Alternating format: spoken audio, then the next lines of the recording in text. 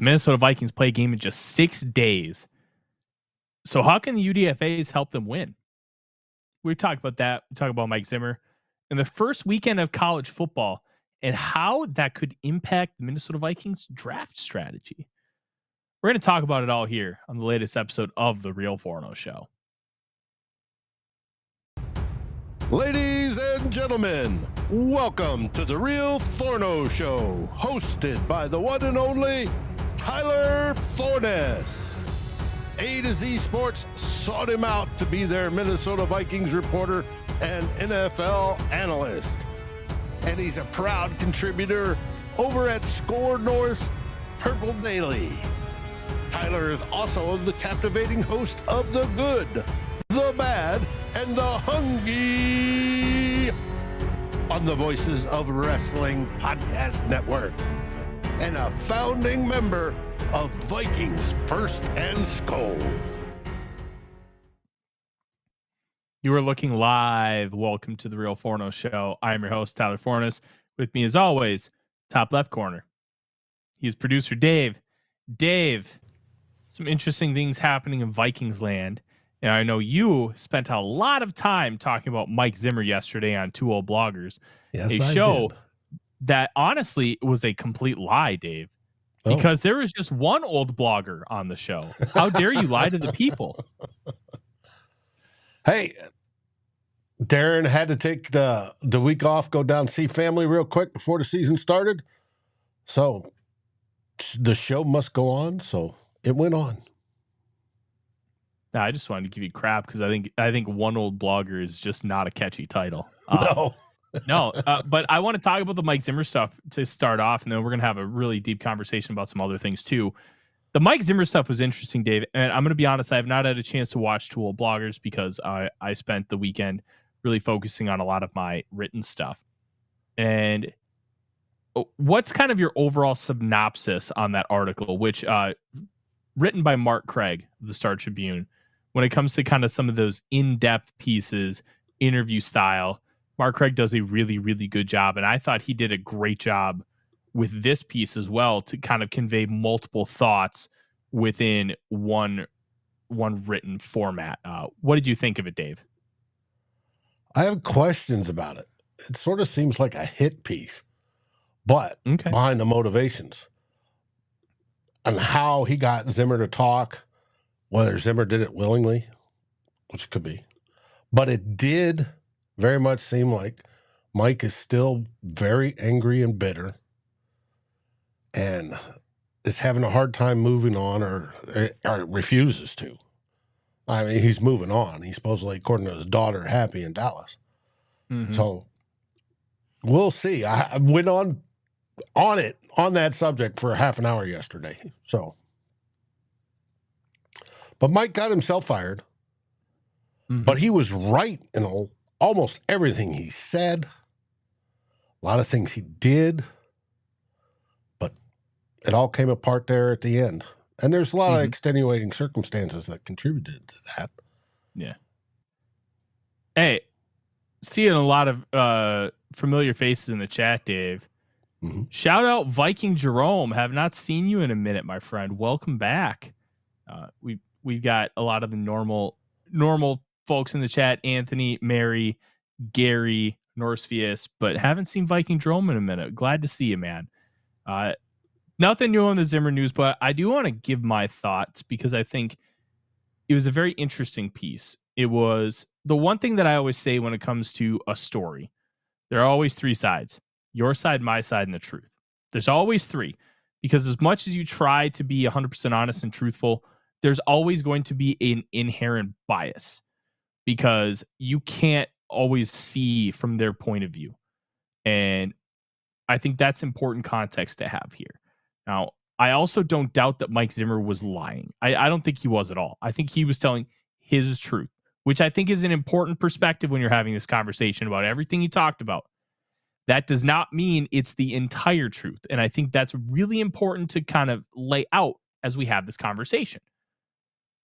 I found it very interesting, Dave, that he was so brutally honest about a lot of things, including admitting his own flaws, while also justifying some of those flaws that it's just like, oh, you just need to deal with it.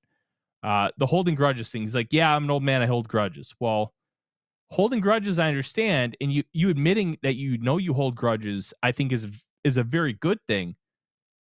But then you're just saying, I hold grudges. You need to deal with it. Maybe you should stop holding some of these grudges, because the way you talked about, like Chris Boyd, a guy that just still thinks the world of you, and he came out after this article and said so, that you didn't want to talk to because he had too many special teams penalties. Like the way you talked to Terrence Newman about how we just spoke about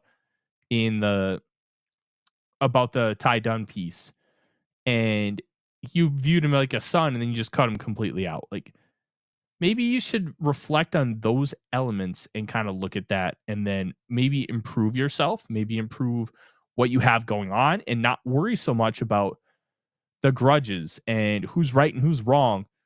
Dog, you're 68 years old. It's okay to be wrong. Without a doubt. And it's lessons learned throughout life, and whether you take them to heart or don't, it's something that you hope he does, and then he mends fences and everything gets back to, some semblance of order. But like I said, there was a lot, and I wasn't the only one to say. Judd said it. He thinks he has some sort of coaching PTSD issue after all those years and all those build-up and all the tragedies, no matter what they were, be it Teddy's knee or Adrian Peterson or whoever, whatever, cornerbacks, etc., the loss of his wife, the loss of his son, his eye, all those things that happen and build up and build up and build up, and then Spielman backstabs him and doesn't go where he wants. They don't communicate. Then the communication gets worse over time until they're not talking, and it all compiled, and he needs to get over that. And maybe talking to Mark was a way for him to do that, to get it all spewed out. I don't know. But to me, he's angry and bitter, and that's sad. You don't want to be this age and be angry and bitter. I don't care who you are. You don't want to foster that. It's bad for your health. It's bad for you. Just let it go. But I question the timing of the article, and I question the purpose, because it could have been written completely different. It was written the way it was. How much was left out? All sorts of things come to mind when, you're selectively trying to write it. And Mark Craig wrote a good piece. It's just, these are questions I have, because it seems like it's an unwanted distraction, just like the Tua-gate with B-Flow was an unwanted distraction. This is another unwanted distraction as we get ready to head into week 1. These are the kinds of pieces that come out the week before the first game. Last year, Ben Gessling wrote a really good piece kind of detailing the in-depth elements of Brian Flores' coaching journey. And this is what the writers will write about heading up. And they will kind of look at more of some of those in-depth stories, because it's harder to tell those during the course of the season, because your subjects will not be as apt to have some of those in-depth conversations with you. Whereas the weeks leading up to week 1, they're going to be more apt to sit down with you for an hour and a half, flesh out a lot of thoughts and ideas. And then you have seasoned writers who are able to parse those out and kind of put together the story. I think the idea of the Zimmer piece is he knew he was going to have to talk about it. He knew he was going to have it. And he's about to go into his first season back in the NFL in 2 years. It feels like that this is about as good of time as any for it to come out. Now, will it be a distraction to the team? Personally, Dave, I don't think it will be, because I think this team is so far removed from the Zimmer era. Zimmer's last year coaching was 2021 with the Minnesota Vikings. There are only 10 players left from that team. So you're talking over 80% of the team is gone from when Zimmer was here. There's only, I believe, one coach, maybe two. Well, the one I know for sure is Keenan McCardell, where I don't think that this is really going to be an issue for the team. Whereas maybe if it came out go ahead of the 2022 season, I think there may be a little bit more of that distraction element. But I think we're so far removed where I'm not that concerned about it. Well, first off, it's done this time of year because it gets clicks. This is perfect timing. We want to get out something clickbaity. We want to do it right before it has its biggest impact. That's marketing 101. You want to do that. But maybe it doesn't affect the Minnesota Vikings per se, especially the players. It affects the fans because we're regurgitating all this. That was a bad time. People were at people's throats. People were yelling back and forth. Fans were, it's Zimmer's fault. He sucks. It's Spielman. He's the one that screwed all this up. It's the quarterback's fault. All that was going on. We want to get that away in the past. We want to come together as one big, happy, purple family and not have to worry about this. And then it gets, check this out. And before that, it was, hey, check this out about Beeflo. Does it remind you of anybody? Out it comes. Hey, I understand the timing and the marketing. It's just what a fan, I don't think, wants to hear or argue about. We have the New York Giants on Sunday. These games count. We want to talk about the team going in to defeat the New York Giants. Not this BS. My opinion. I'm just a guy. Yeah, I think there's something to that element. I think it's a combination of both. You mentioned the whole marketing thing with why they come out. Yeah, people are going to be way more apt to read those kind of pieces leading into the season because there's so much excitement. Every fan base is excited right now because their team's about to play football. By about week 3, some of those fan bases are going to be because their team stinks. But right now, it's all kinds of hopium, all kinds of excitement. And I don't know, when I look at this, I think, Dave, this might be more of an issue if Spielman was still here. And let's talk about that piece, because that piece was interesting. We knew that Zimmer didn't like Calamond. Now we understand a little bit more about why Zimmer didn't like Calamond. He just didn't think he was good. And he didn't think he was good coming out. He felt kept out of the loop when it came to the quarterbacks. How much of that is true? We don't have all the information on it. We haven't heard Rick Spielman say anything about it. Maybe he'll say something on his CBS podcast with the first pick. But right now, not really sure kind of what to make of this. But I will say he got mad because, and we've heard that Spielman went rogue with that third round, taking those 4 guys. And Zimmer was like, why did you take all these backups where we had guys with starter grades on the board? It'd be nice to have a couple of those third round picks still on the roster right now, Dave. Let me tell you. Yeah, it would. But that wasn't the first time he went rogue. First time was with Cousins. That wasn't rogue. Well, it was. That was Zimmer. Zimmer did not want him. That Spielman, like, that wasn't rogue. That was, they had a long discussion and Spielman just said, right, no, it's my call. I'm making the call. Right. So, but, okay. Rogue may have been a bad term, but going we can argue against if it was the that right call, teamwork that they had before that to build up the team, that was the first chink. Breaking the armor. Yeah. Hey, Mafia. I think it was a chink in the armor. It was, hey, I don't want this guy. He's going to ruin kind of what we have built, how we've structured everything. But in all honesty, everything stems from Teddy almost losing his leg. Teddy doesn't get hurt. I firmly believe the Vikings might have a Super Bowl. Like, I truly believe that the Vikings would have a Super Bowl at this point if Teddy doesn't get hurt for a multitude of reasons. That 2016 Teddy Bridgewater was primed to be a borderline top 10 quarterback, making almost no money. What we're trying to accomplish with J.J. McCarthy, the Vikings were this close to having with Teddy Bridgewater. an emerging Adam Thielen, an emerging Stephon Diggs, Adrian Peterson still with 1 year left in his prime. That was a real chance, and it never came to fruition. And I think that spiraled out of control. That spiraled everything. But we can talk back and forth about kind of some of the merits about Spielman and Zimmer. I think at the end of the day, they're both at fault. They both screwed up. Gone. And that's why.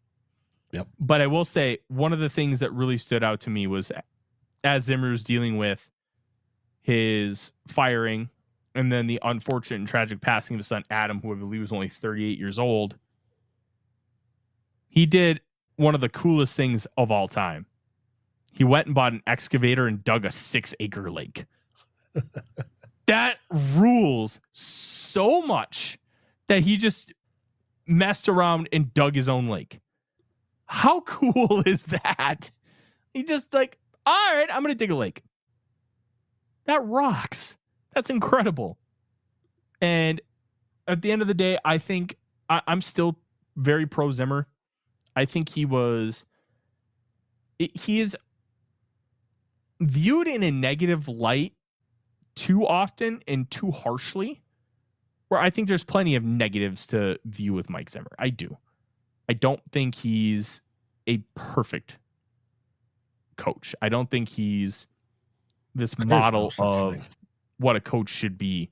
But I think he's painted too negatively because of how things were perceived at the end. Zimmer was a great coach, did a lot of great things here. Things did not turn out the way we wanted, but that doesn't make him bad. And I think that as more time passes, I think we're going to start to see more and more people recognize how good of a coach Mike Zimmer really was. It's just not right now. And that's okay. Sometimes it takes time to heal. And even from a fan perspective, it takes time to understand what you had after it's gone. That's okay. All right. Let's move on. We got a couple more topics to talk about. Dave, I want to talk about the UDFAs. And we're going to include one player in the UDFAs that I'm including because of the nature of it, because it's a very weird case. So I'm including Jalen Redmond. He's not a traditional UDFA because he came out in the 2023 draft class. He was a UDFA, but he came from the XFL. Him, Taki Taimani, and Dwight McGlothern are the three players that the Minnesota Vikings kept as what I'm calling the UDFA class. Last year, it was Ivan Pace Jr., Andre Carter II, and Najee Thompson. Najee Thompson's on IR. Andre Carter II is on the practice squad. But the question was proposed to me how these guys might end up playing a major role for the Minnesota Vikings in 2024. And I think the interesting thing about how adofo-mensah has structured this roster, Dave, is they are relying on three rookies, basically, to be significant contributors. Will all three of them be significant contributors? No. But as a group, they will be significant contributors. Why? They're defensive linemen 4, 5, and 6. Those guys will be contributors. They will be factors in helping out the Minnesota Vikings. That in itself is a fascinating element that I can't wait to watch, because it's going to matter that these guys are rookies. Now, how much will it matter? Will they step up in a major way? Will they be impactful? Will they grow so much throughout the year that the Vikings end up having 3 really inexpensive rotational players on the D-line, and it's not as big of an issue next year as it maybe could have been? I'm fascinated to see how these guys are used. I personally think Levi Drake Rodriguez is going to be the first guy off the bench because he's versatile. And then Taki Taimani, I think he's going to be used situationally, where I don't think he's going to be dressed for every game. I think it's going to be him and Jalen Redmond rotating depending on the opponent. I think Taki is going to dress bait for some opponents, and Redmond's going to dress for others because of what the run game looks like. And getting these guys significant snaps snaps. And significant snaps isn't 600 in a year. But you get these guys 200, 300, 400 snaps this year at defensive line. It's going to take your development curve and shorten it significantly. Whereas a lot of times your 6 defensive lineman really doesn't get on the field like at all. Well, now you're getting on the field for a significant amount of time. And that can help you elevate quickly and effectively. And you know what? Even if only one of these guys hits, guess what? You're going to have a rookie contract with one of these guys, and you're going to pay them peanuts to be a quality rotational piece. That's an inevitably valuable asset for this Minnesota Vikings team. Fair, Grey Wolf, but he didn't make the final 53. So we're not talking about Murphy at this point. We're just talking about the guys that did, because I don't know if Murphy's going to play at all this year. We don't even know what the injury is. We just know he's on IR with a designated return label. So I'm not grouping him in with these guys because I don't think it's the same, but it's a point well taken. I'm fascinated to see this D-line, Dave. I want to see what their strategy is. I want to see how often they're going to use these 3 edge rusher sets, or maybe even do they go psycho and do 4 edge rusher sets?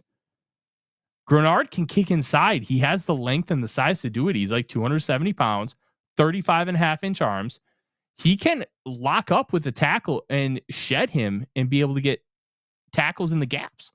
So how is it going to manifest? How are they going to really get these guys integrated? To me, that's the fascinating discussion here. And it's something that I really don't think has been talked about enough. I think B-Flow is going to use them to the best of their skills, like he does every other player. If they're good at it, one particular thing, and he needs that particular thing, they're going to be on the field doing that particular thing. Whether it be push up the middle, whether it be run block, tackling, all that sort of stuff. And he's going to rotate the defensive line and just keep everybody fresh, for one thing. But he's going to try to pick it in situations that optimizes their talents. And that's the smart way to do it. That's the way coaches should do it. Yeah. I can't wait. I want to see how the rotation comes. I want to see the vision that Brian Flores has. I want to see these guys play against ones. I want to see them figure out how they're going to handle these maulers on the interior. I want to see how they handle a guy like Andrew Thomas. I want to see how they handle Evan Neal has not played well, but it's because he has balance issues, not because he is an incredible mover and athlete for his size. His size adjusted athleticism is through the roof. He's got great strength. The problem is it's almost like he's playing on a what do you call those?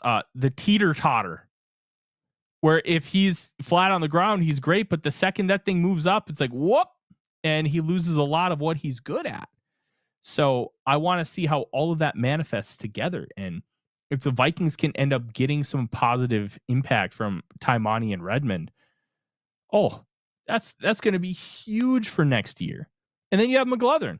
McGlothern's another interesting one, because with McGlothern, he may not play at all. And that's okay. I think if he's going to play, it's either going to be 1, he earns it, or 2, there is a bunch of injuries. Because right now, I believe he's cornerback 6 of 6. Fabian Moreau's in front of him. Fabian Moreau is nothing special, but he's a solid veteran corner who's going in his 8th year in the league. And he played well throughout the preseason and camp. He was running with the ones at one point before Gilmore and while Shaq Griffin was hurt. And he looked like he belonged. So your cornerback 5 or 4, depending on how they structure him and Evans, has a lot of experience. And then Evans has a lot of experience too. So you don't have to feel pressured to play McGlothern at all. He might be the designated red shirt, just like Andre Carter was last year. And with how the Vikings like to use their safeties and how they've structured their cornerback room, Dave, I think that's a really good idea to get him in that position, to keep him from not keeping him from playing, but they don't have to play him. And then that they can continue his development by just having him watch players like Stephon Gilmore, watch players like Byron Murphy Jr. And that in itself can be a valuable learning tool for him. I hope they pair him up with Caleb Evans and they both are in that developmental bucket all season, because we don't need them unless somebody gets hurt, and hopefully nobody does, or if they need a quick break, and that's it. Because I think they both can, because we're going to need corners next year.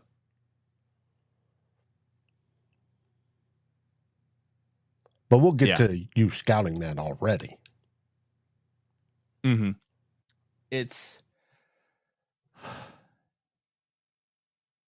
I think McGlothern could end up being a really solid cornerback for these Vikings. But I love that they don't even have to play him. They don't have to play him at all.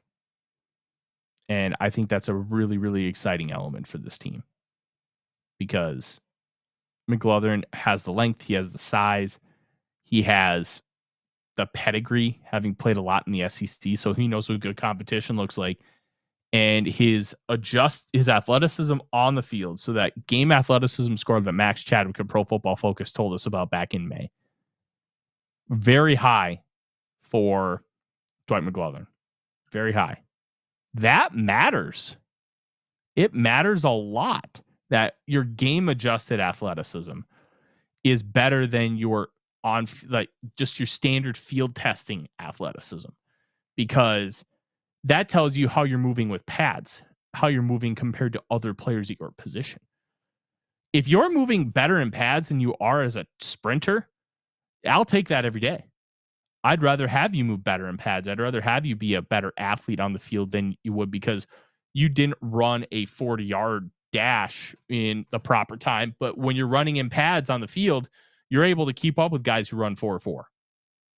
Like, to me, that's the intrigue with McGlothern. And it's the intrigue when it comes to the NFL draft process, which we're going to talk about here in a little bit, because it feels like Kwesi Adofo-Mensah is prioritizing having that GPS data with testing, not just looking at the 10-yard split, which is kind of what it felt like with that first draft.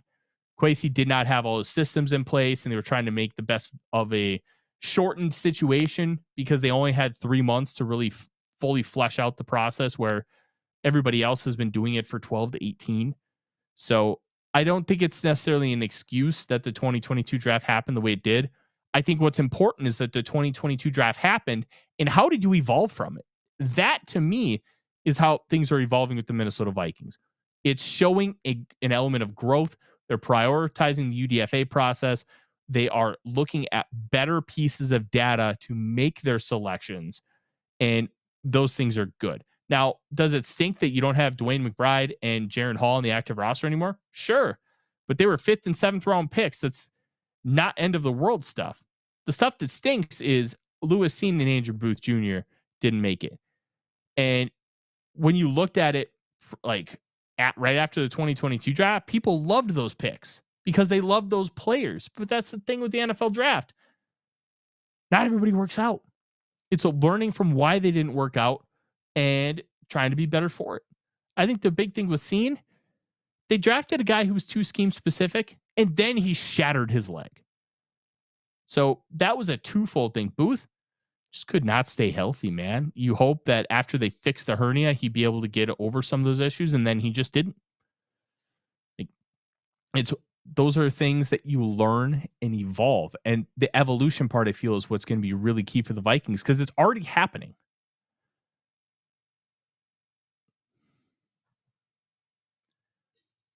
It is. Now, you talk about game speed. Mm-hmm. Part of game speed, I think, and this is just me thinking about it, not only is it physical speed, how fast the guy's moving on the field, but it also indicates how their thinking speed. If they're reacting quickly, if they can watch the entire route and see them react quickly to what, if it's a corner, to what a wide receiver is doing and how they keep still in the hip or whatever, that shows good football mental ability to keep up with that. You can't see that in a 40-yard dash. It's just not there. So hopefully that is, electronic confirmation of what some of the film they watched is and how they can translate that at this level, at the NFL level. Which leads us into, what did you see this weekend that might lead into the future Minnesota Vikings level of possibility? A lot of talk about guys like Travis Hunter, the cornerbacks, the defensive linemen. Everybody knows I love wide receivers. Probably be my favorite position. I think the Vikings need to keep their mind open to potentially take a wide receiver in this upcoming draft if the right one is available for them in the first round. Because my firm belief is that the draft should not be to address needs. It should be to address talent. Now, the way teams will build their boards is it's a talent first prerogative, but within that, they also will have players weighted on their boards based on positional need. So that's already something that's kind of factored in. That's not the way I necessarily do it. I will structure my board just only based on talent, and then I'll kind of pick and choose like, hey, I believe these guys are fits. That's kind of how I utilize my process. But I'm also not running a team where I have to make these decisions. So I'm trying to project forward. And I think it's just a different dichotomy when you're working like myself and when you're working like Kwesi. And I think that's okay. The one thing that I will say that when it comes to potentially drafting a receiver, it doesn't matter if you don't need them. If they're that good, you take them. So the Vikings end up with Randy Moss in 1998. So the Vikings end up with Adrian Peterson in 2007. They did not need a wide receiver. Chris Carter and Jake Reed were coming out back-to-back 1,000-yard receiving seasons. And at that point, wide receiver threes weren't exactly in vogue. People didn't run a lot of 3 wide receiver sets. You brought them in on third down. It wasn't a starting position like it is now. Wide receiver 4 today is kind of what wide receiver 3 was in 1998. So the Vikings kind of took a risk. They took a risk on many levels, but they believed in the person who Randy Moss was. They paired him with Chris Carter, who had similar yet dissimilar things in their past when it came to thank you, Chris, for the super chat. Thank you very much. They had similar yet dissimilar issues early on. Randy Moss got arrested for marijuana. He had some other legal trouble that got him kicked out of Florida State and Notre Dame. Chris Carter had a cocaine addiction. And he's talked about that. And he's talked about how he got clean. And Buddy Ryan told him, I want to help you, but I can't. I got to let you go. And he caught on with the Vikings, changed his life, became a Hall of Famer. Randy Moss stayed out of trouble for the most part, other than a couple minor infractions, became a Hall of Famer. Adrian Peterson didn't really have the off-field stuff coming into the league. Now, he had the thing in 2014, which we won't talk about. But coming in, off-the-field stuff, other than, hey, this guy's had a couple injuries. Do we need to worry about it? Normal NFL stuff. Well, the Vikings said no. He's about to be a Hall of Famer within the next 5 to 10 years. So if you have a guy that you believe could be a true difference maker on your team on offense, even if it's not a position of need, take him. Take him and run. And that guy, I believe, is Tetairoa McMillan from Arizona.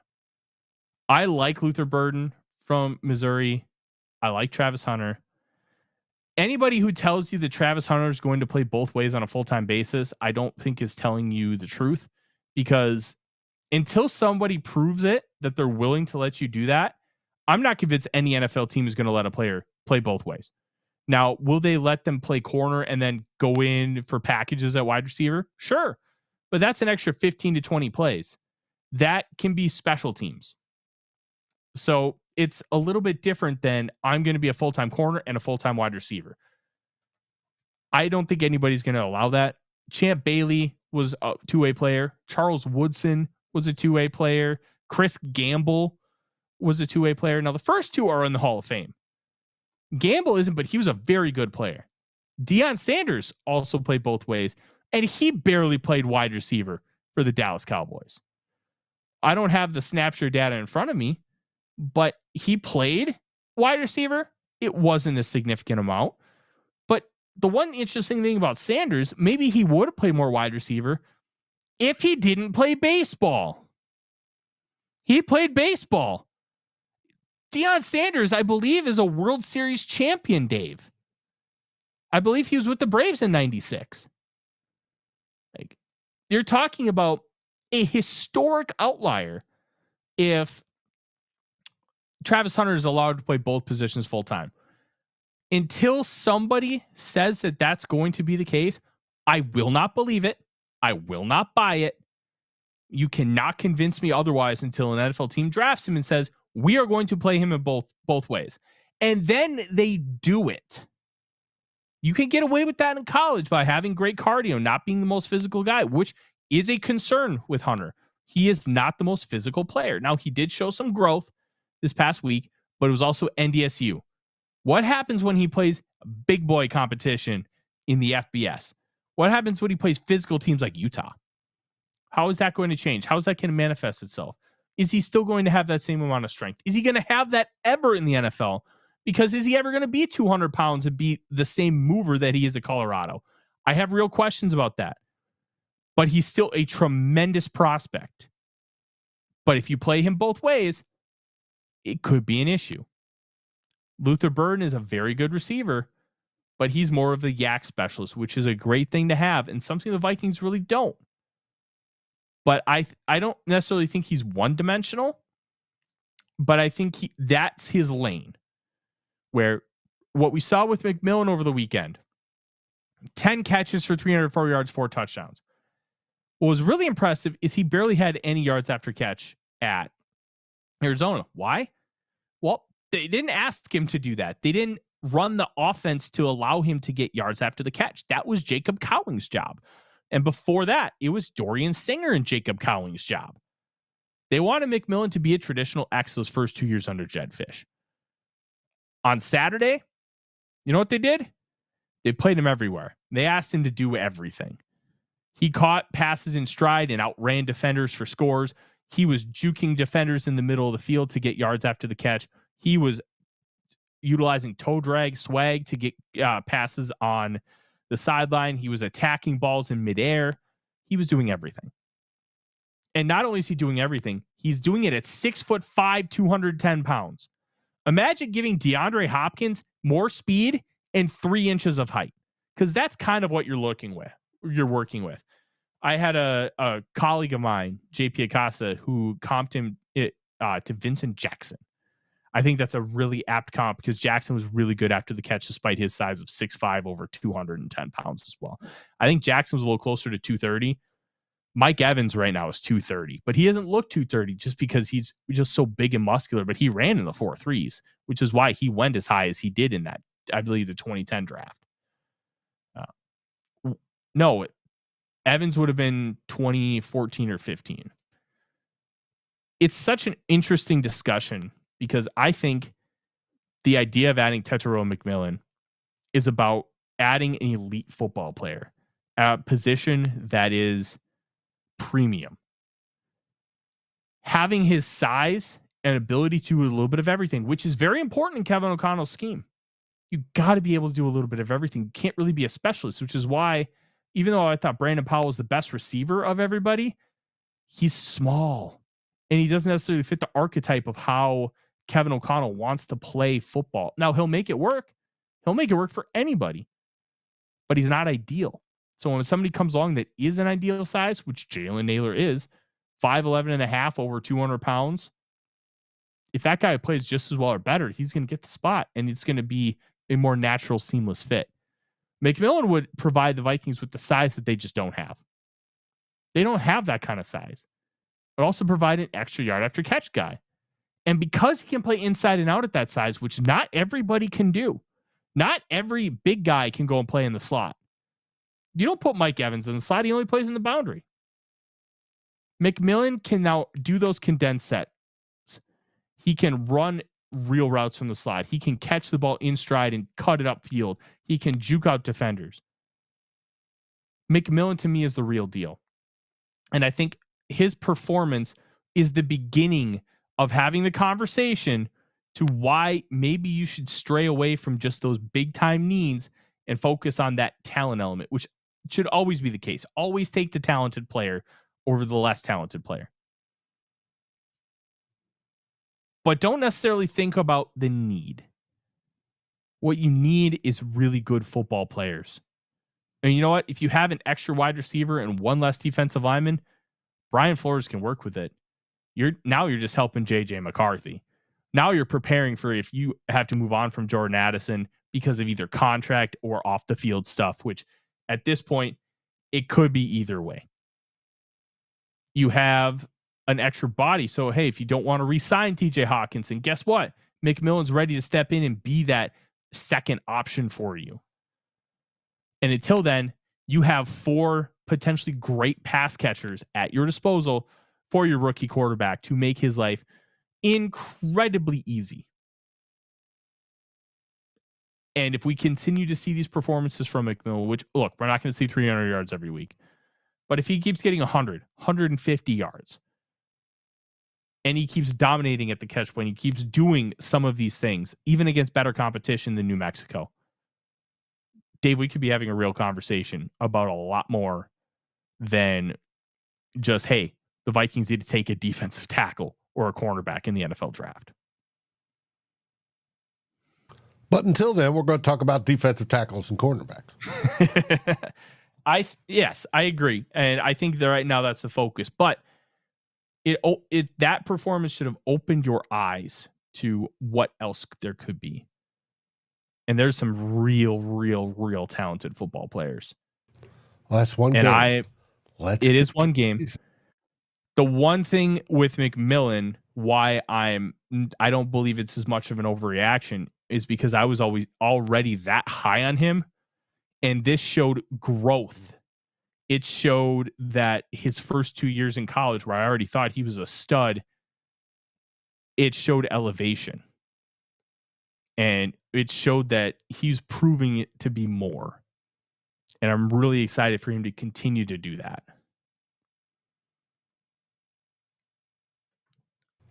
He'll be one of those guys you watch all season long. I'm going to be absurdly high on McMillan at the end of the year, and it's going to be justified.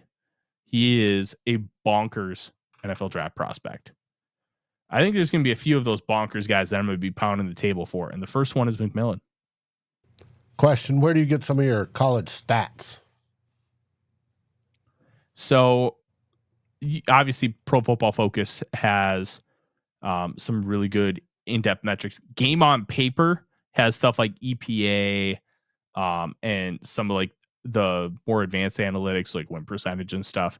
I believe you can only look at each individual game versus like an entire season, but it still helps.